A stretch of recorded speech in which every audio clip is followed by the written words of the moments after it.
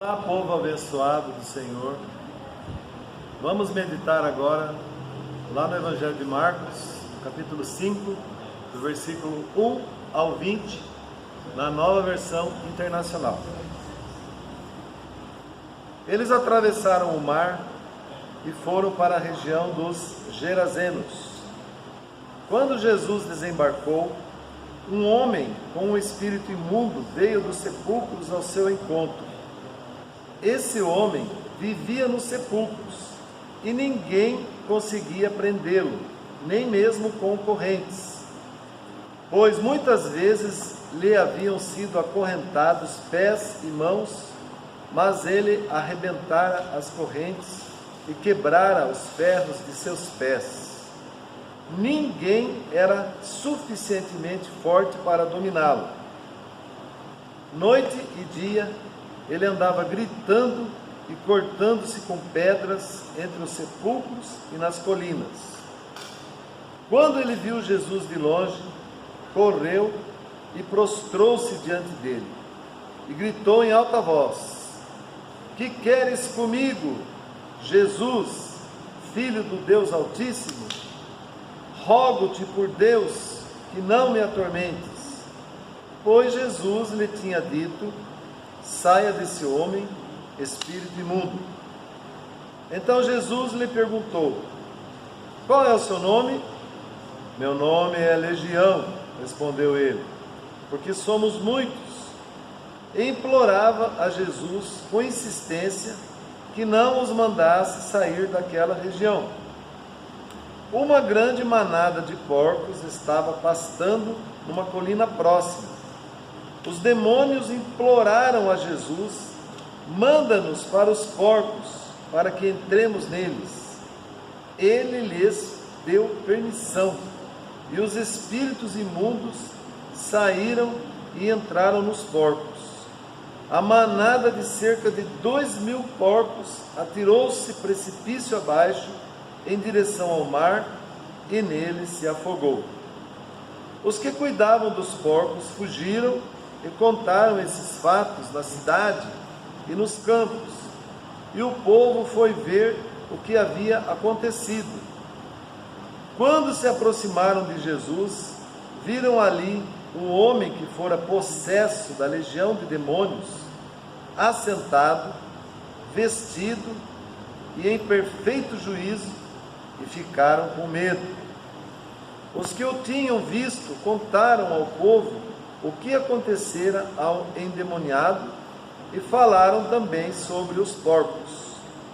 Então o povo começou a suplicar a Jesus que saísse do território deles. Quando Jesus estava entrando no barco, o homem que estivera endemoniado suplicava-lhe que o deixasse ir com ele. Jesus não o permitiu, mas disse: "Vá para casa, para a sua família, e anuncie-lhes quanto o Senhor fez por você e como teve misericórdia de você." Então aquele homem se foi e começou a anunciar em Decápolis quanto Jesus tinha feito por ele, e todos ficaram admirados.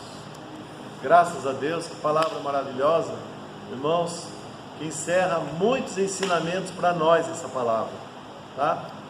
Você lembra, na semana passada, eu falei sobre Jesus que estava no mar da Galileia, pregando, passou o dia todo pregando, contou aquelas parábolas, e depois à tarde, ele, cansado, mandou os discípulos atravessarem o mar. Ele tinha um trabalho para fazer lá do outro lado. Os discípulos sabiam que era perigoso atravessar aquele mar, que na verdade era um lago, mas é muito grande. A gente sabe, que tem 21 quilômetros de comprimento por 13 quilômetros de largura, o Mar da Galileia. Mas eles sabiam que era perigoso atravessar aquilo ali à noite, mas eles obedeceram. E Jesus foi dormir, porque ele estava cansado. Aí levantou-se um grande temporal, os discípulos ficaram apavorados, acordaram Jesus, repreenderam Jesus, chamaram a atenção do mestre: "Mestre, Você não te importa que a gente morra? Jesus calmamente repreendeu o vento e deu uma ordem ao mar que se calasse, e tudo se acalmou. E aí Jesus é que deu uma dura neles, né? Jesus disse assim: vocês não têm fé?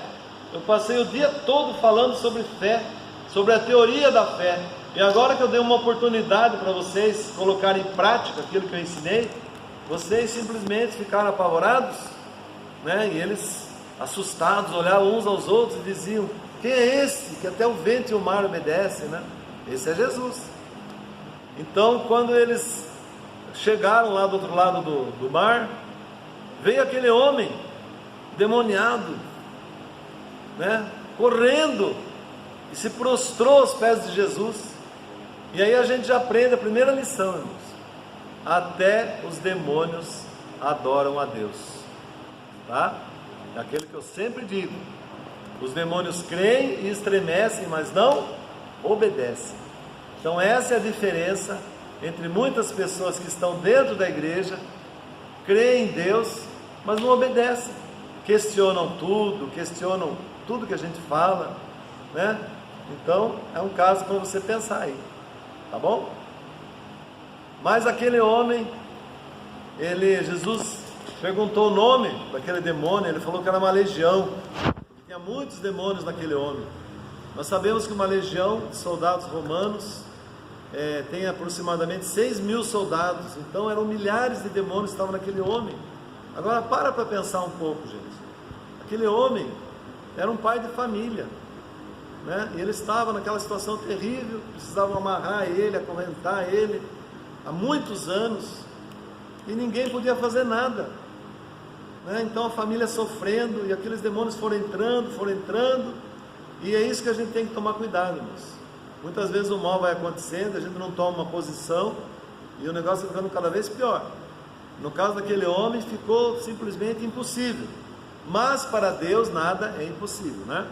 E Jesus estava ali, e quando Jesus está, né, como eu sempre digo, né, com Cristo no barco tudo vai muito bem, vai muito bem, vai muito bem, com Cristo no barco tudo vai muito bem, e passa o temporal. O temporal já tinha passado, e agora estava uma situação que parecia pior ainda, né?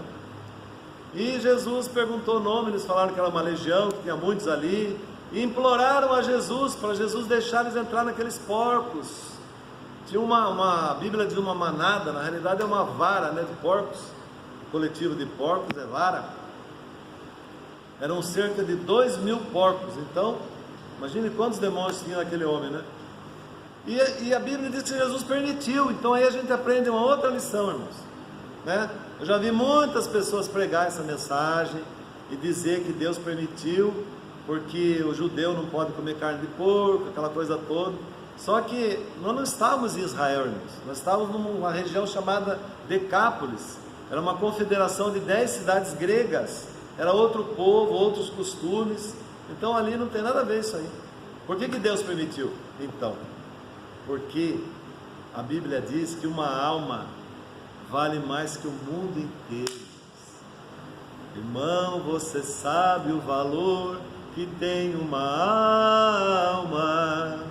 Nem todos os recursos humanos poderiam pagar o dinheiro, o ouro, a prata do mundo inteiro. É pouco demais para o valor de uma alma poder comparar. Irmão, o valor de uma alma custou muito caro.